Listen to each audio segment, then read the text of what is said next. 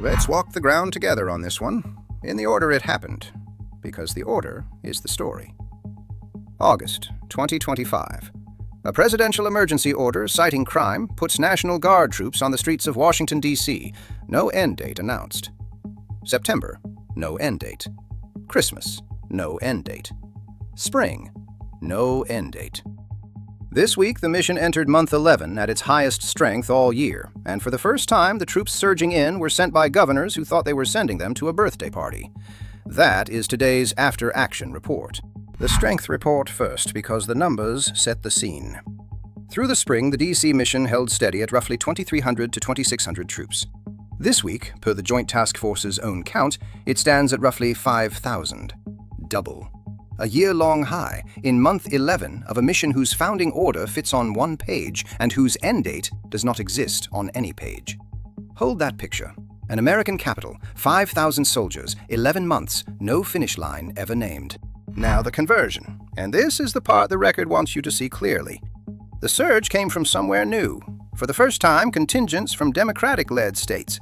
About 160 from Michigan, more than 100 from Minnesota, Maryland too. 426 in all by Tuesday's task force count.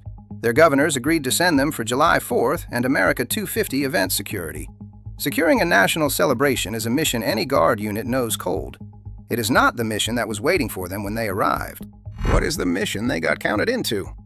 The duty log, per the reporting: assistance with arrests, juvenile curfew enforcement, beautification projects, snow removal, and activists tracking the surge report, Guard members from those new state contingents observed far from the mall, in residential neighborhoods, near metro stops. Which is to say, doing the 11-month mission, not the birthday. Understand something about how this works. A soldier does not choose which orders find him once he is inside the task force. That is exactly why the orders that send him there matter so much. The states have started answering, in the only language available to a state. Kentucky pulled a Guard member home after he was retasked without his own governor's knowledge. Read that twice. A soldier's mission changed, and the governor who sent him found out after. Governor Whitmer of Michigan drew her line by name, quote, "I have not deployed, and will not deploy, the Michigan National Guard to support the D.C. Safe and Beautiful mission." Michigan's event contingent is scheduled through August, with early withdrawal on the table if it is misused. And Minnesota is not waiting for August. Its troops leave Saturday, 13 days ahead of schedule.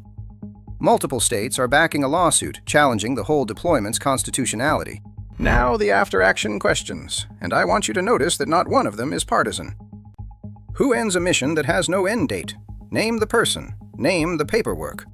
11 months in, neither exists.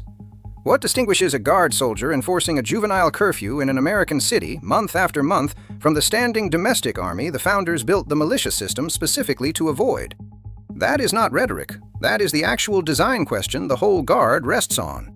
And who converts a governor's event security order into an open-ended police mission, silently, and answers to whom when it happens? Kentucky asked. The answer was an empty file. From the docket. Last week, the White House credited this very mission with the greatest crime drop in history, and we read the timeline on this channel. The drop started 7 months before the troops did. So hold the two claims next to each other. The mission takes credit like it is finished, and takes troops like it is forever. Both cannot be true, and the record says neither is. Meanwhile, the men and women inside the task force have answered every order given to them for 11 straight months. Farms unworked, jobs held open, kids at home. That is what they signed, and they have honored it. The people who owe them an answer, what is the mission, when does it end, who decided, have not filed one. So here is the after-action, filed plain.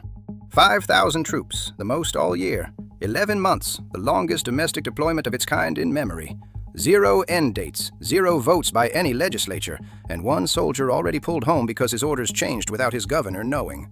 Tomorrow morning, Minnesota's buses roll out 13 days early, and the mission they leave behind will still be there, dateless as the day it began.